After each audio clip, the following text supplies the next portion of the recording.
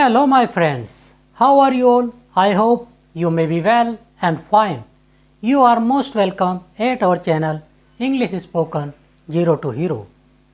Friends, आज हमारी English spoken class का डे 41 है और जिसमें हम आज सीखेंगे डेली यूज़ इंग्लिश सेंटेंसेस अर्थात डेली लाइफ में बोले जाने वाली अंग्रेजी।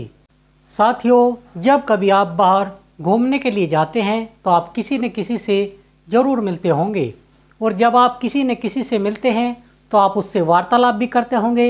तो वार्तालाप आप डेली यूज़ इंग्लिश सेंटेंसेस बोलकर कैसे करते हैं, इसी बारे में हम आपको आज बताएंगे।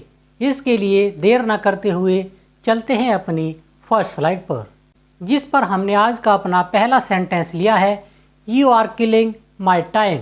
You are killing my time, तुम मेरा समय बर्बाद कर रहे हो।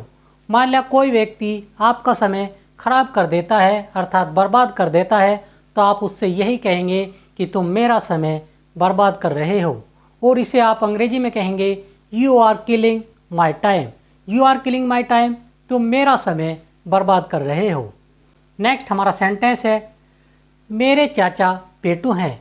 किसी के चाचा जो हैं वे पेटल हैं अर्थात उनकी जो तोंद है वह बाहर को निकली हुई है।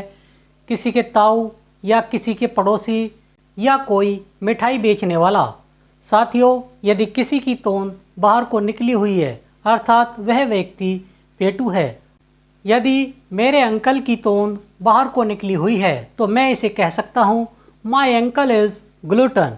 माई अंकल इज़ ग्लूटन, मेरे चाचा पेटू हैं अर्थात मेरे चाचा की जो तोंद है वह बाहर को निकली हुई है।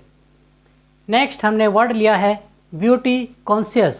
ब्यूटी कॉन्शियस उसे कहते हैं जो अपनी सुंदरता का बहुत ज़्यादा ख्याल रखते हैं। जो एक्ट्रेस होती हैं या जो हीरो होते हैं वह अपनी सुंदरता का बहुत ज़्यादा ध्यान रखते हैं। कोई व्यक्ति ऐसा होता है जो अपने स्वास्थ्य का बहुत ज़्यादा ख्याल रखते हैं, उसे हम कहेंगे हेल्थ कॉन्शियस। हेल्थ कॉन्शियस का अर्थ होता है स्वास्थ्य का ख्याल रखना। चलते हैं अपनी नेक्स्ट स्लाइड पर, जिस पर हमने सेंटेंस लिया है, have you got confidence. Have you got confidence, क्या तुम्हारे पास विश्वास है।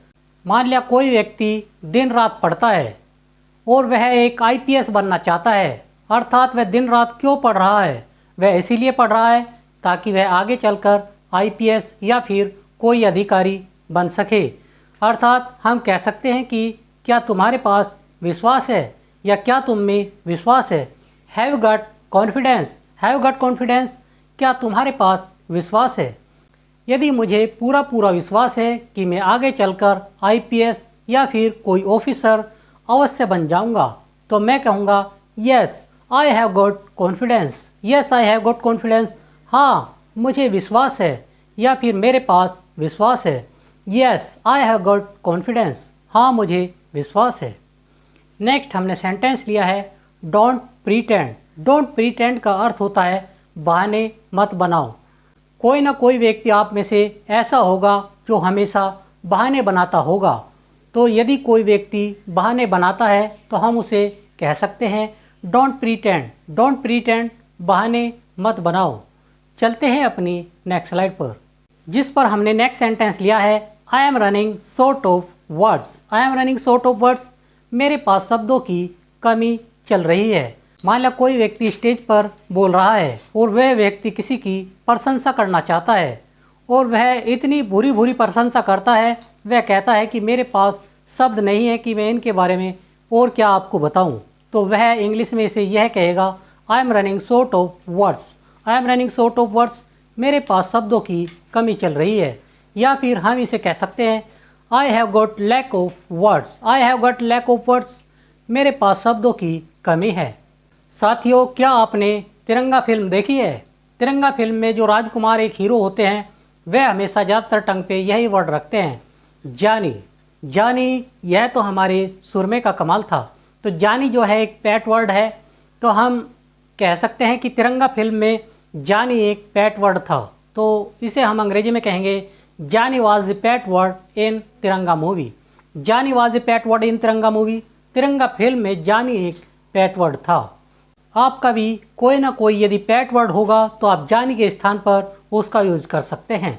साथियों, यदि आपको हमारी आज की क्लास अच्छी लग रही हो तो आप हमें लाइक, शेयर और कमेंट करना न भूलें। और जो साथी हमारी आज की क्लास में नए हैं वह साथी हमारे चैनल को सब्सक्राइब करना न भूलें, ताकि उनको हमारी आने वाली क्लास की नोटिफिकेशन समय पर मिलती रहे। तो साथियों, चलते हैं अपनी नेक्स्ट स्लाइड पर, जिस पर हमने सेंटेंस लिया है a poem of lamentation is called. A poem of lamentation is called अर्थात जो एक पोयम है और वह शोक से संबंधित है तो हम उसे क्या कहते हैं? हम उसे कहते हैं इलेजी। इलेजी अर्थात शोकगीत। नेक्स्ट हमारा सेंटेंस है we will meet in the next world. Next world का अर्थ होता है अगले जन्म में या फिर अगले संसार में। आपने बहुत सी फिल्मों में यह देखा होगा कि एक हीरो और हीरोइन जब मरते हैं तो वह यह कहते हैं कि अगले जन्म में हम मिलेंगे या फिर हमारी मुलाकात अगले जन्म में होगी। तो वह इसे अंग्रेजी में कहेंगे we will meet in the next world. We will meet in the next world, हमारी मुलाकात अगले जन्म में होगी। नेक्स्ट हमारा सेंटेंस है what's wrong with you. What's wrong with you, तुम्हें हुआ क्या है?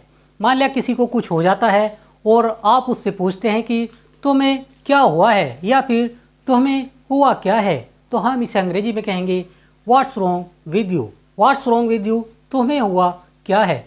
यदि मैं कहूँ कि मेरे अंकल को क्या हुआ है तो यू की जगह हम अंकल का यूज़ करेंगे और हम कहेंगे what's wrong with my uncle. What's wrong with my uncle, मेरे अंकल को हुआ क्या है? चलते हैं अपनी नेक्स्ट स्लाइड पर। एक हमारा वर्ड होता है इन the past time. In the past time का अर्थ होता है पुराने समय में या फिर पुराने ज़माने में। जैसे हम पुराने समय में शर्ट और पजामा पहना करते थे। साथियों, हम भी जब स्कूल जाते थे, छोटे छोटे थे, तो हम पजामा और शर्ट पहनते थे। तो हम इसे कह सकते हैं in the past time we use to wear pyjama and shirt. In the past time we use to wear pyjama and shirt. पुराने समय में हम शर्ट और पजामा पहना करते थे। पुराने समय में ज़्यादातर जो आदमी हैं वे रेडियो सुना करते थे, तो हम इसे अंग्रेजी में कहेंगे in the past time people use to listen radio. In the past time people use to listen radio, पुराने समय में आदमी रेडियो सुना करते थे। In the past time people use to listen radio. साथियों, ये जो सेंटेंस है मैं आपको 2 या 3 बार बोलकर आपको बताऊंगा, फिर आप घर पर सेल्फ प्रैक्टिस कर सकते हैं, तभी आपको इंग्लिश में बोलना आएगा। इसलिए कहा गया है practice makes a man perfect. Practice makes a man perfect, अभ्यास ही आदमी को निपुण बनाता है। साथियों, यदि कोई मूर्ख व्यक्ति है और वह डेली अभ्यास करता है तो वह एक ना एक दिन निपुण बन जाएगा, अर्थात विद्वान बन जाएगा। और यदि एक विद्वान है और वह अभ्यास करना छोड़ देता है तो वह विद्वान होते हुए भी एक ना एक दिन मूर्ख व्यक्ति बन जाएगा। इसीलिए कहा गया है practice makes a man perfect. Practice makes a man perfect, अभ्यास ही आदमी को निपुण बनाता है।